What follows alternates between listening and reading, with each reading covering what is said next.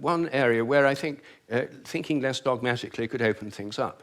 One of the biggest areas is the nature of the mind. This is the most unsolved problem that science simply can't deal with the fact we're conscious. And it can't deal with the fact that our thoughts don't seem to be inside our brains.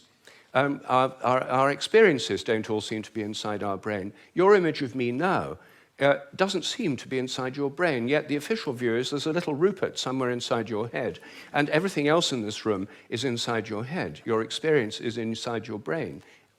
I'm suggesting actually that vision involves an outward projection of images. What you're seeing is in your mind, but not inside your head. Our minds are extended beyond our brains in the simplest act of perception. I think that we project out the images we're seeing, and these images touch what we're looking at. If I look at you from behind, you don't know I'm there. Could I affect you? Could you feel my gaze? There's a great deal of evidence that people can. The sense of being stared at is an extremely common experience, and recent experimental research suggests it's real. Animals seem to have it too. I think it probably evolved in the context of predator-prey relationships. Prey animals that could feel the gaze of a predator would survive better than those that couldn't.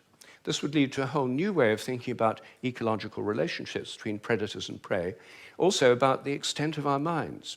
If we look at distant stars, I think our minds reach out in a sense to touch those stars and literally extend out over astronomical distances. They're not just inside our heads.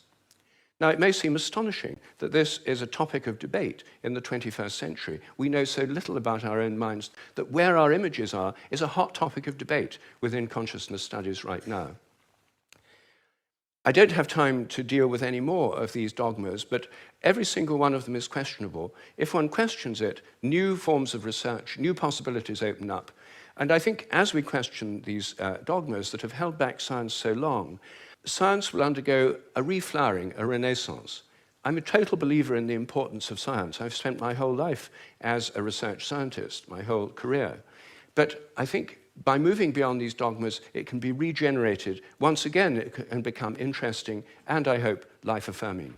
Thank you.